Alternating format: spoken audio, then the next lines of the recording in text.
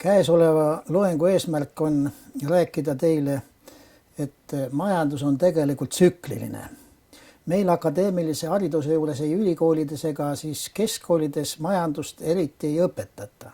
Õpetatakse küll igasugust keerulisi börsiseadusi ja kes teab mida veel, aga majandus on praktiliselt väga lihtne, kuna meil seda küll tunnistatakse, et majanduskriisid korduvad teatud aegade tagant, aga põhiliselt isegi kiputakse ikkagi nii mõtlema, nagu meil nõukogude ajal oli, et nüüd nõukogude majandus kogu aeg areneb tõusujoones. Ja seda tõusujoone juttu isegi esindas ju meil see peaminister Andrus Ansip, kes arvas, et nägi, et Eesti majandus tõuseb ja kuskil seal 9-8% on see iga-aastane majanduskasv. Ja siis ta hakkas niisugust juttu rääkima, et viime Eesti siis kohe kas 10 või 15 aastaga, mis ta ütles seal, 5 rikkama riigi hulka. Aga sama juttu räägiti ka Nõukogude Liidu ajal, kus 15 aastaga pidime jõudma kommunismi. Nii et majandus pidi kogu aeg tõusma. 1960. aastal või 62. aasta kongressil räägiti niisugust juttu, et 15 aastaga siis jõuame kommunismi, majandus kogu aeg tõuseb. Ja selle majandustõusu jutt siis Ansip ilmselt oli saanud Nõukogude haridust, kuna ta oli kommunistlik partei ja kommunistid olid enamus tol ajal siis valitsuse eesotsas ja kujundasidki terve rahva arvamuse niimoodi, et nüüd majandus kogu aeg tõuseb.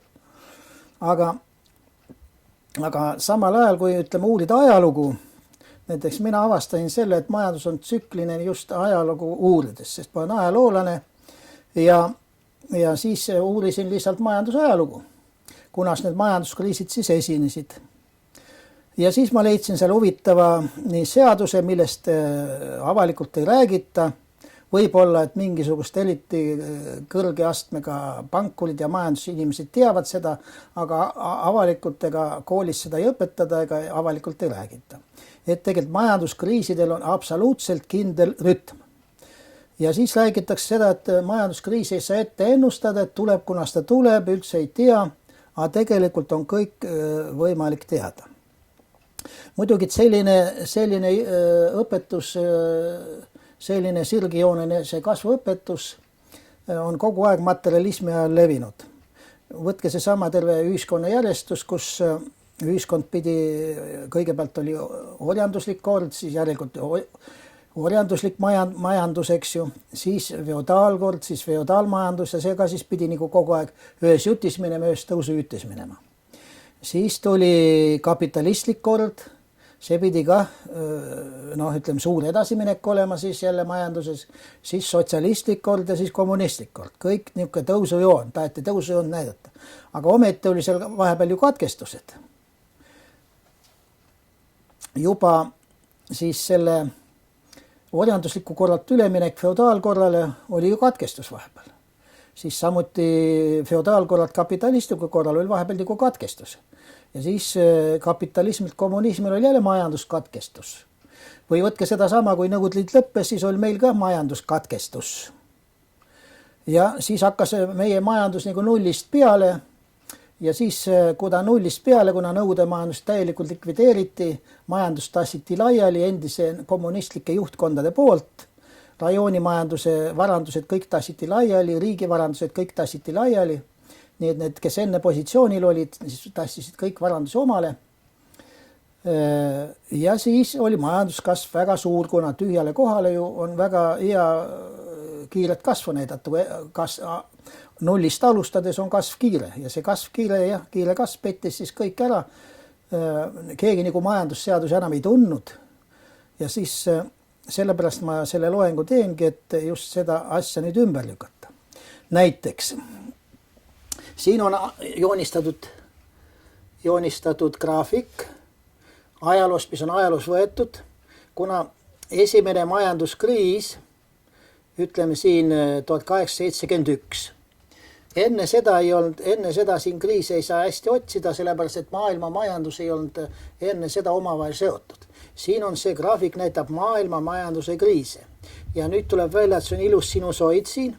No tegelikult ta nii ilus ei ole, sellepärast, et ma jätsin need väiksed tõusud ja langused, mis siin vahepeal kuskil on, neid jätsin lihtsalt kirja panemata, aga põhilised kriisid ja ütleme, et see kujutab siis siin majanduse langust ja siit hakkab majandus tõusma.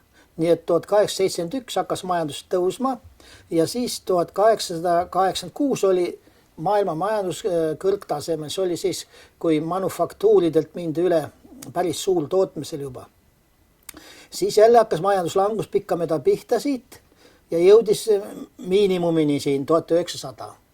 Jälle majanduskriis 1900. Siis hakkas jälle majandus tõusma 1915. See on siis esimese maailmasõja aeg ja nagu näeme, sõja ajal alati majandus tõuseb, sest sõjatööstus läheb käima ja siis see paneb ühesõnaga ressursid tõmmatakse kõik sõjatööstusse. Igalt poolt mujalt ära, aga samal ajal ka inimesed saavad tööd ja majandus läheb käima. Siis edasi, siit 1915 hakkas jälle majandus langema ja 1930 oli igavene suur majanduskriis. Ja see oli ja siis siit edasi 1930 hakkas jälle tõusma 1945. Siin oli jälle teine maailmasõda. Jälle teise maailmasõja lõpuks oli majanduslik tõus.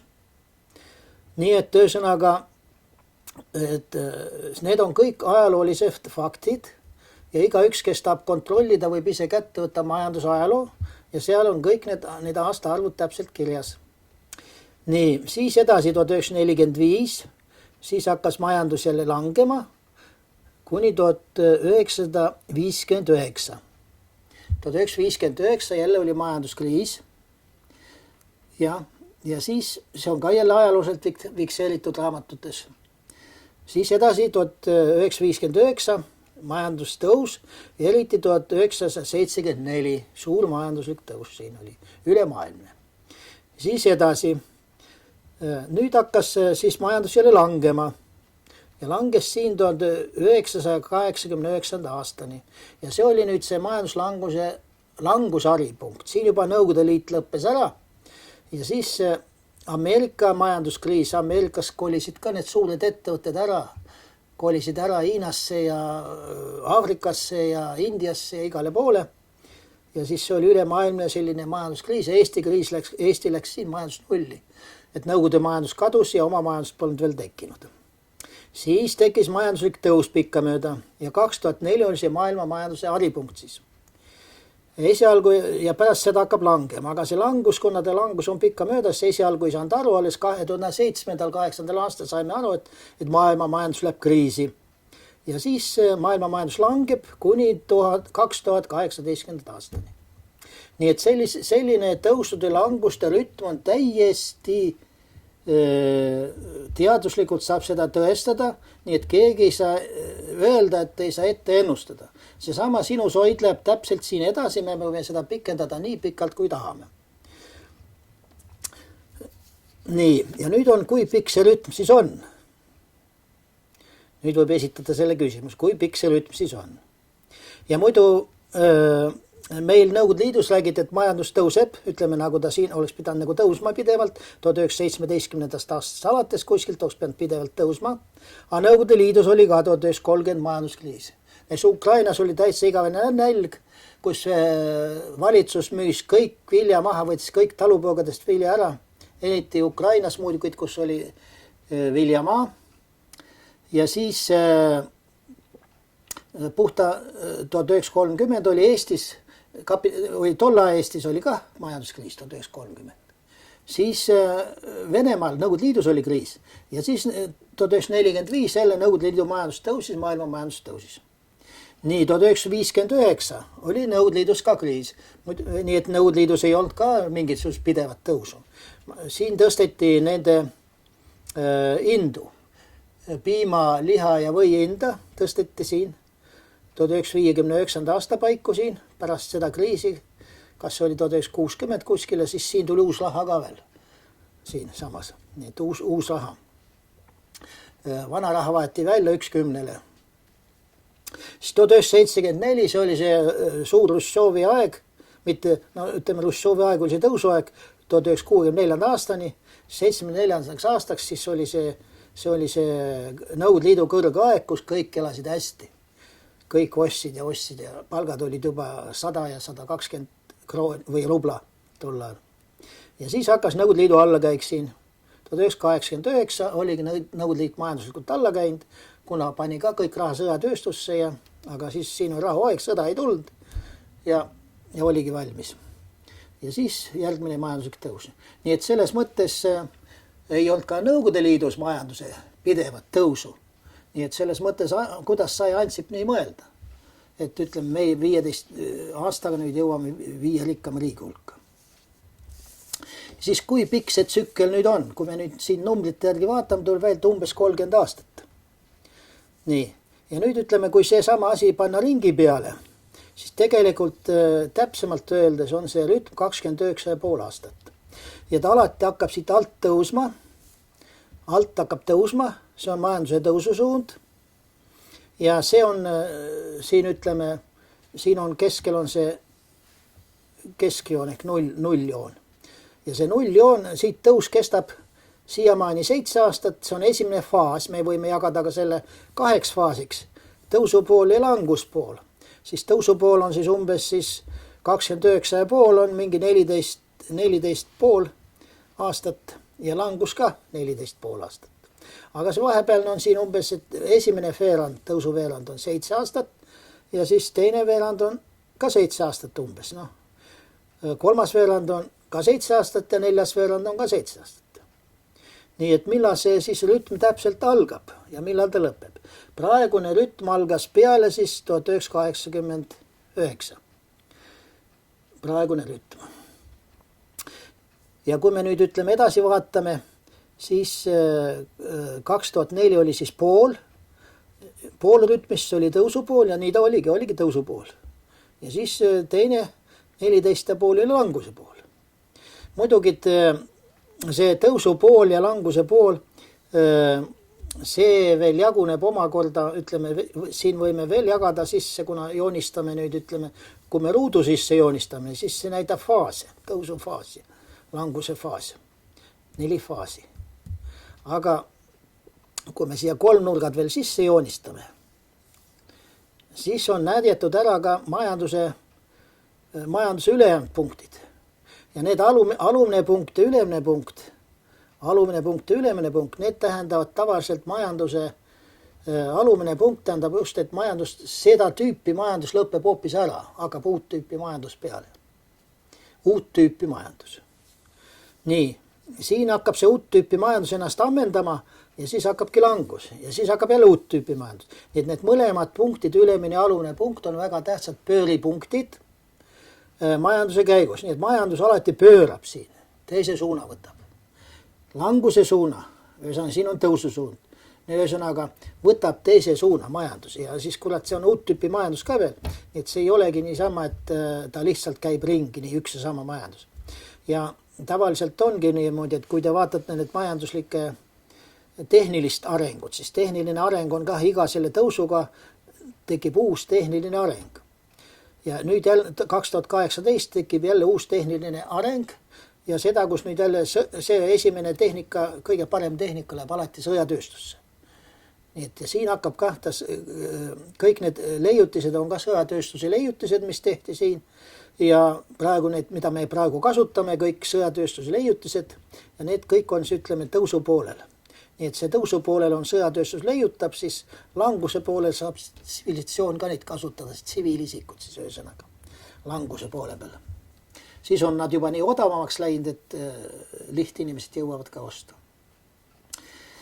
Nii, siis edasi veel, kui me tsüklitest räägime, siis siin on mul jagatud, siis ütleme, need 3 nurgad ka sisse joonistatud. Kui nüüd ütleme tsükli alguse paneme siia, see näitab nüüd konkreetset tsüklit teatud riigile kohe. Aga ütlen, tsükli algus ongi niimoodi, et siin on siis see 3 nurk ja 4 nurk koos. Ja siin on see 3 nurk ja 4 nurk koos. Nüüd ütleme, see on nagu see tsükli algus, siit tsükli läheb siia vastassuunda ja siin tekib siis pööre. Ja siin pööre on siis, ütleme, kahesugune. kas ta läheb mööda trigooni või mööda seda kvadraati. Et siin tekib selline muudatus sisse tavaliselt ja siin võib niimoodi öelda, et kehva saatusega inimestel siis või kehva saatusega riikidel läheb halvasti, hea saatusega riikidel läheb hästi. Noh, umbes niimoodi. See majanduspöörete ajal. Ja siis siin on majanduslikud kõrgpunktid, need kolmnurgotsad ja nagu te aru saate, see on Taaveti täht ja sellepärast see Taaveti täht ongi see väga oluline, peegeldab just rikkust, kuna kui sa Taavetiga tähega oled kooskõlas, siis sinu majandus läheb hästi. Kui sa ainult selle ruudu järgi käid, siis on tõusud ja langused. Siis on majanduskriisid. Nii et ega tegelikult see majanduskriis on ka niimoodi, et osadel on kriis, osadel ei ole ju kriisi. Osad on ikka rikkad. Ega seda niimoodi öelda ei saa, et kõik jäävad nüüd vaesed. Osa jäävad vaeseks. Nii, järgmisena tahaks rääkida nüüd konkreetselt, et kuidas see majandustsükkel siis jaguneb riikidel. Nii majandustsükkel, maailma majandustsükkel on nüüd ütleme ise asi. Ja riikide majandustsükkel on teine asi. Igal riigil on täpselt samasugune majandustsükkel, 29,5 aastat, aga see on maailma majanduse suhtes nihutatud. Vastavalt sellele, millal see riik siis loodi. Näiteks Eesti riik, praegune Eesti riik, kuna see on praegune Eesti majandus, 20. augustil siis, nii et 20. augusti kuupäev, kui Eesti riik loodi, see on väga oluline. Ja Eesti ja 20. august 1991, Läti 21. august 1991 ja siis Ukraina 24. august 1991. Järelikult Eesti, Läti ja Ukraina rütmid käivad ühes ja samas rütmis, langevad kokku majanduslütmid. Aga maailma suhtes on need rütmid natuke nihutatud selle maailma majanduse suhtes. Ja siin on siis nüüd Eesti graafik. Eesti graafik, kui maailma majandus pöördus 1989, siis Eesti majandus pöördus siis tõusujoonel 1993. Nii, oota. Keeda natuke paberid siia poole. Kuda? Kaamera on vaata niimoodi. Et sul on paber näitas niimoodi, aga natuke niimoodi. Vot. Aha. No siis peab siia panna. Ei ole vaja panna. No nii. Okay, jah. Nii, jah. Ja teised paberid võttage eest ära, et siis nad ei sega. Mis vajalikud on need jätta? Jah. Küll. Ei, ma võtan siit kõrvalt neid. Jah, nii 1993. 1993, jah. Nii et algas siis Eesti majandustõus ja siis Eesti majanduslik tõusu kõrgpunkt oli aastal 2007. Nii et 2007 hakkas Eesti majandus langema. Maailma majandus juba langes 2004. Nii. Ja tänu sellele, et maailma majandus juba langes ja Eesti majanduslanguse kriis oli küllaltki lähedal siin see 2004 ja 2007, 3 aastat ainult vahet. Nii et Eesti majanduskriis siis langes 3-aastase vahega kokku siis maailma majanduskriisiga. Nii et meil lihtsalt 3 aastat hiljem algas see langus peale, aga kuna maailma majandus oli juba languses, siis meile tuli see nagu suure pauguna.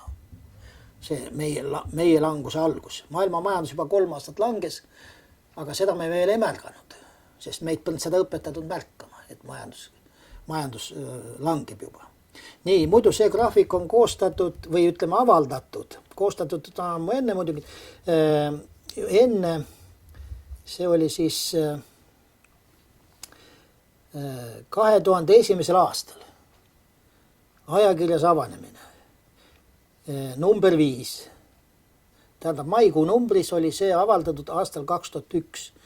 Nii et selles mõttes siis sai ette ennustada seda juba, mul oli see juba ette märgitud siia, et 2007 hakkab meil majanduslangus.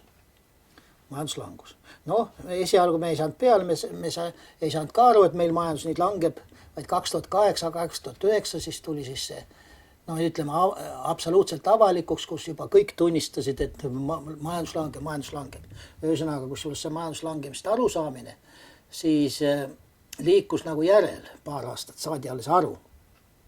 ja see oli juba ette ennustatud, see majanduslanguse algpunkt 2001. aastal avalikult. Enne seda oli graafik muidugi koostatud, aga avalikult ennustatud siis. Siis edasi.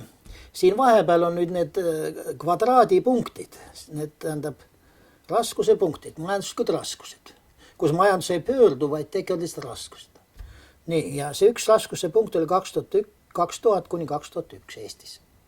Noh, mis siis tollal tehti? Lasti politseinikke, lasti postitöötajaid lahti, postkontorid hakati likvideerima, nii edasi, nii edasi. Nii et siin juba hakkas teatud niisugune raha kokkuhoidmine peale, kusjuures ülemused tahtsid palka tõsta endal, aga siis alamaid lahti lasti. Aga nad endal tõstsid palka, nii et neil nagu see kriis ei olnud, aga alamatel oli, kuna nad lahti lasti. Nii et see oli siis see lahti laskmise või vallandamise aeg siis Eestis. Ja samasugune vallandamise aeg nüüd kordus, kui jälle jõudsime selle kvadraadipunkti siia 2014-2015. Nüüd jah, kuulutati juba ammu välja need eriti maksuameti vallandamine oli see viimane, mis praegu nüüd tehti. Maksuameti mingi, palju seal oli neid töötajaid, palju vallandati. Mõni päev tagasi siin kuulutati see televiisorist avalikult välja. Siis edasi, 2018 lõpeb siis maailma majanduskriis, aga Eesti kriis veel ei lõpe, kuna meie kriis on tagapool. Meie kriis on tagapool, sellepärast Eesti kriis ei lõpe veel. Vaid Eesti kriis lõpeb alles 2023, 2022, 2023, kuskil seal paiku. Aga siin juba maailma majandus hakkab tõusma. Järelikult see leevendab ka meie seda kriisi lõppu, Eesti kriisi lõppu. Ja nüüd, kui edasi veel minna Eesti tsükli osas, siis järgmine majanduslik pööre Eestis on aastal 2036. Nii et 2023 on tõusujoon ja siis 2036 hakkab jälle majandus Eestis langema. Aga maailmas hakkab juba langema 2033 maailma majandus. Ja mingid raskused ja vallandamised aastal 2030. Nii et kõik on loogiline, saab ette ennustada. Ja nüüd ütleme kõikide riikide osas seda siis saab ette ennustada. Näiteks võtame siit Soome. Siin mõned üksikud naabermaad, Soome. Tema majanduslik 2016 on temal majanduslik pööre praegu. Nii. Ja 2002 oli eelmine.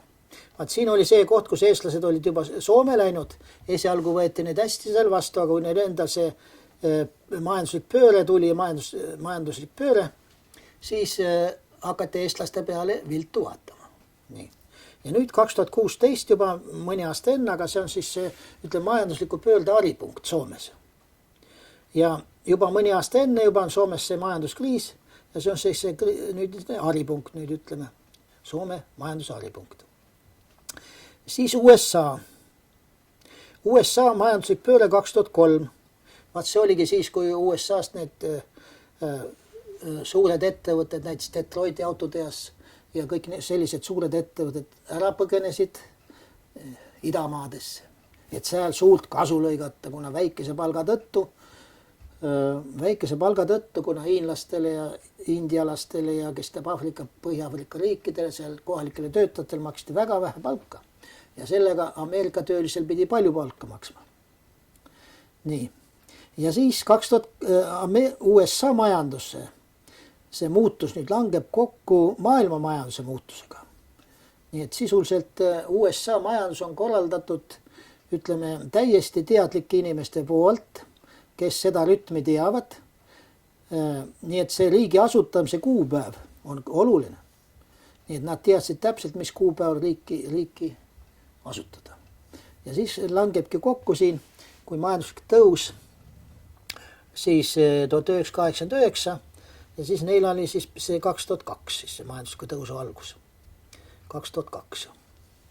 Ja nii edasi. 2016 on nüüd koos Soomega toimub. Nii et Soome ja USA liiguvad majanduslikus rütmis. Koos Soomega toimub ka USA-s nüüd majanduslik pööre. Järgmine on jälle 2033. Nii et kokku see on siis 30 aastat. Ja siis vahepealne tsükkel on siis 14,5 aastat umbes. nii edasi, Saksamaa, 1995, Saksamaa majanduslik pööre. 2010 Saksamaal majanduslik pööre ja Saksamaa rütm langeb kokku Hiina rütmiga. Hiina ja Saksamaa käivad rütmis nüüd omavahel, nende majandusrütm. Niisama nagu Eesti, Läti ja Ukraina. Leedu on eraldi. Leedu tegi oma riigi hoopis teisel kuupäeval. Leedu majanduslik pööre 1994 ja 2008. Nii et Leedus on majanduslik pööre toimunud 2008 ja Leedu liigub majanduse tõusu suunas. Ehkki meil on maailma majanduskriis, nii et Leedu liigub Eesti ja Lätiga võrreldes paremas rütmis. Nii et need on nüüd konkreetsed aastaarvud ja need te võite kõik kontrollida. Nii et siin ei ole midagi sellist, mida kontrollida ei saaks. Ja me saame nüüd panna,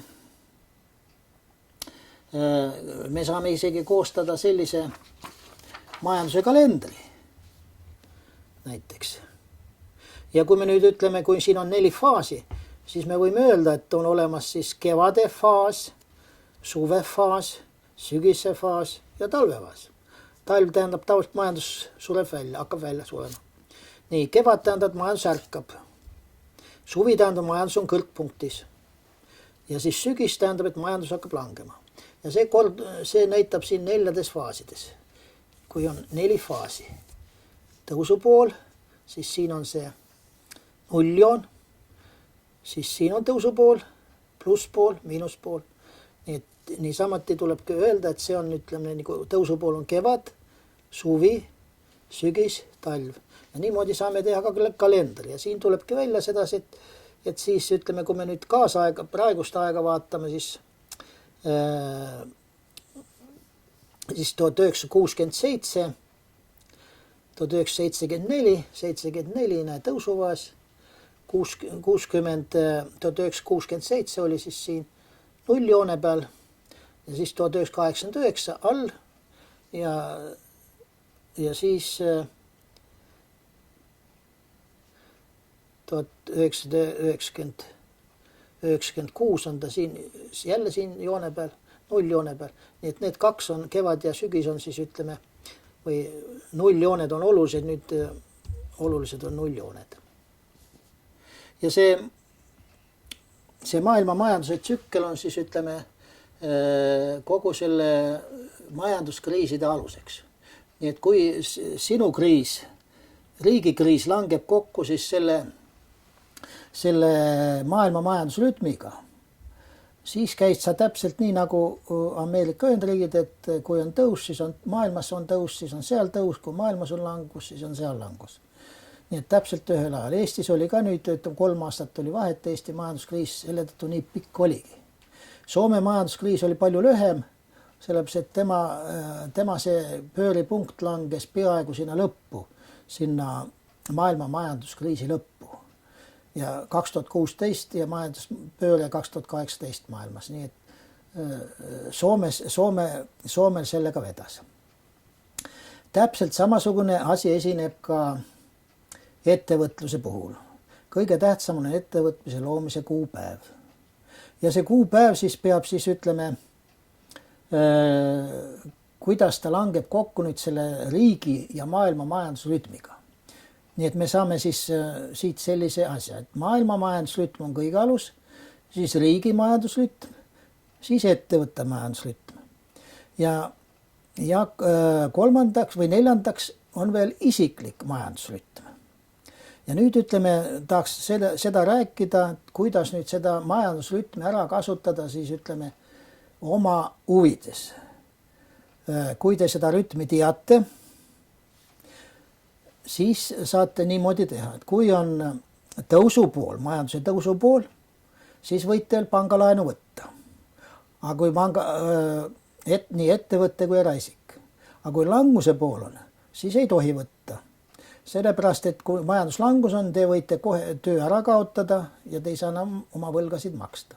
Ei tohi liisida hästi kallid asju, ei tohi pangalaenu võtta. nii et selliselt saate siis täielikult, kui te ette teate oma majandusrütmi ja majandusrütm algab peale teie enda sünnikuupäevast või ettevõtte loomise kuupäevast, ettevõtte asutamise kuupäevast. Nii et see asutamise kuupäev on tähtis, näitab, kuidas ta langeb kokku maailma majandusrütmiga, kuidas teie rütm langeb kokku ja siis kui ta langeb maailma majandusrütmiga kokku, siis on hästi, kui langeb vastasseisu, siis on halvasti või kuskil sinna vahepeale, nagu Eestil praegu oli, et kriis oli tohutu pikk. Muidugi need eelmised kriisid, mis olid siin 1930 ja 1950,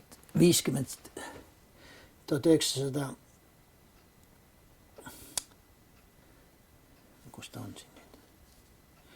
1959. Need kriisid olid lühikesed. Aga praegune kriis oligi just sellepärast pikk, et Eesti kriis langes täpselt kokku siis maailma majanduskriisiga ja Eesti elas selle kriisi täie jõuga läbi. Ja nüüd on niisugune olukord on ka muidugi teine võrreldes tolle ajaga, sellepärast et siis valmistuti ka sõjaks ja nüüd valmistutakse ka sõjaks ja inimeste elu läheb alati siis sellepärast ta kriisi aga halvaks lähebki, et see tõusu ajal kogutud raha pannakse siis mitte kriisi ületamiseks, vaid sõjatööstusele. Ja nii on ta kogu aeg maailma ajaloos olnud ja arvatavasti on edaspidi ka. Nii et isiklik majandustsükkel on täpselt samuti 29,5 aastat. Kõige parem, kui see tsükli algus langeb kokku kuskil teie 18, 19, 20 eluaastaga, siis te saate kohe, leiate kohe oma ameti ja siis teie majandusrütm hakkab peale ja see kestab 29,5 aastat. Pool sellest on teil ka majanduslik tõus, täpselt pool. 14 aastat on teie isiklik majandustõus ja siis 14 aastat majanduslik langus. Muidu kõige huvitav on, et see tsüklite arv oli juba seal vanas Egiptuses teada, kuna see vanas testamendis on kirjas Joosepi unenägu. Joosepi unenägu oligi selline, et ta nägi 2 korda und, kus ütleme, üks kord nägid, et rammusad härjad ja lahjad härjad. Ja siis need lahjad härjad sõid rammusad härjad ära. Ja siis seal oli 7 härga ja niimoodi oligi. Ja siis oli viljapead, kehvad viljapead ja head viljapead. Siis need kehvad viljapead lämmatasid head viljapead ära. Ja siis Vaarao, Joosep siis tõlgitses seda Vaarao unenägu niimoodi, et nüüd tuleb 7 head aastat ja pärast seda tuleb 7 nälja aastat. Nii, ja siis ta soovitas Vaaraol siis see 7 aastat nüüd vilja tagavaraks panna, et siis järgmised 7 aastat üle elada.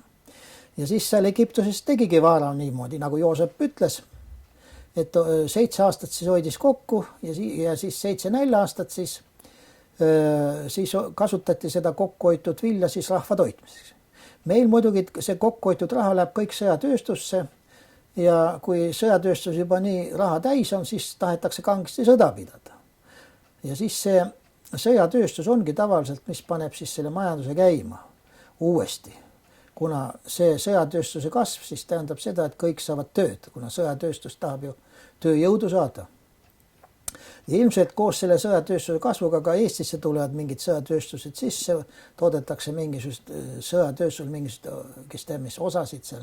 Vaevalt, et nüüd siin suured tehased tulevad, aga mingist osasid hakatakse ka Eestis tootma, nii et selles mõttes 2018 on siis see tõusuaeg hakkab peale, see raha korjamise aeg uuesti.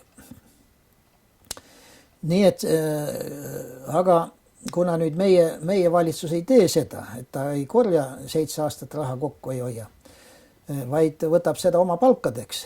Ja siis ongi niimoodi, et siis me oleme siis järgmised 7 aastat siis näljas. Nii et kui te nüüd täpselt seda rütmi ära kasutate, oma rütmi kindlaks teete, siis on võimalik seda kasutada täiesti praktilises mõttes ära oma huvides. Nii, ja nüüd tulengi selle akadeemilise õpetuse juurde tagasi ja kuna siin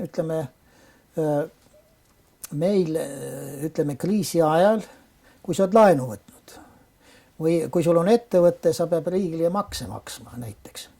Aga sul tuleb kriis peale ja sa ei saa omal sellel, kuna maksud võetakse eelmise aasta eest, pannakse maksu suuruskirja eelmise aasta eest, siis on sedasi, et kui sul tuleb kriis äkki peale, siis sa ei jõua seda maksu ära maksta, pead oma ettevõtte ära lõpetama või siis maha müüma. Ja see pank siis korjab siis need majad kokku, kes on majaliisingut võtnud, korjab autod kokku, kes on autoliisingut võtnud ja ära ei jõua maksta ja siis terve pangal on siis ütleme, tihti Ameerika filmides oleme näinud, kus on auto ära võtjad. Kohe tuleb kamp kodu ja võtab auto tagasi, kui sa ei jõua oma liisingut ära maksta. Ja selline asi toimubki siis kriiside ajal just rikkad muutuvad rikkamaks ja vaesed jäävad vaesemaks, sest et pankurid on ju kõik rikkad, aga siis ajavad varandust nii palju kokku ja siis nad peavad seda, siis tahavad seda nii ära müüa, aga nad ei saagi seda müüa, vaid see lähebki niisama nässu. Palju sellest varandusest läheb nässu, aga inimese käest on ta ära võetud, inimene on vaeseks tehtud. Nii et selles mõttes see on vaja väga neid kriisiperioode teada ja sellepärast teie eest neid varjataksegi, et muidu ei saa teid ju petta. Teie käest ei saa ju muidu midagi ära võtta, kui te teate. Ja kriisi üleelamine käibki täpselt nii, nagu Joosep Vaarol ütles, et lihtsalt selle ajal tuleb raha kokku hoida, kui on rikas aeg. Aga nüüd on selline asi veel, et te ei saa enam raha sukasäärde koguda ja panka ka ei saa koguda. Sellepärast, et rahaga on hoopis praegu teised probleemid, kuna raha ei ole kulla alusel, raha ei ole ise kuldmündid, nagu vanasti oli. Raha on nüüd praegu paber ainult. Ja ütleme, et Ameerika dollar on nüüd, ütleme, see valuuta alus nüüd, ütleme. Nüüd on paber, dollari paber on see alus. Ja kuna kuld korjati kokku, Ameerikas oli kulla kokkukorjamise periood rahva käes ja kui rahvas hoidis seda kulda, ütleme, kui rahvas hoidis seda kulda omale, siis see oli kuritegu. Nõukogude Liidus oli ka kulla hoidmine ja kulla ostmine ja müük ja eraisikute poolt ju kuritegu. Nii et sellised rahva käest kulla ärakorjamise perioodid esinevad ja üldse ja antakse neil vastu paberid. Ja kui 1913. aastal loodi see Ameerikas see fond, kuhu siis kuld kõik kokku korjati, siis sellest ajast alates siis hakati siis, ütleme, suunama majandus sinnapoole, et kuld hoopis ära võtta selle raha aluselt. Ja 1971. aastal, 72. aastal seal Ameerikas toimuski selline asi, et raha võeti kulla aluselt ära, seesama dollar. Ja siis Ameerika, kuna riik oli pankadelt palju laenanud, siis ta trükkis raha juurde, maksis oma võlad selles juurde trükitud rahaga ära. Ja nüüd on sedasi, et kuna raha ei ole kulla alusel, on inflatsioon pidev. Nüüd ei saa isegi raha sukasäärde koguda, kuna see raha väärtus kogu aeg langeb. Ja see ongi selleks tehtud, et teie ei saaks raha koguda, vaid te peate kogu aeg selle kellelegi andma, kas mingisse fondi. Aga fond on ka selline asi, et fond võtab omalt seal seda omale palgaraha sealt teie rahast või ütleme omal dividenti, mis ta võtab sealt ja teie fondi pandud rahast võib vahel mitte midagi järgi jääda. Siis kui te ettevõttesse panete, et saate dividenti, aga ettevõtte juhatus otsustab, et näiteks me 5 aastat ei maksagi dividenti, et me oleme nii kehvas seisus, et 5 aastat ei maksagi dividenti. Te olete oma raha sinna sisse pannud, dividenti ei saa.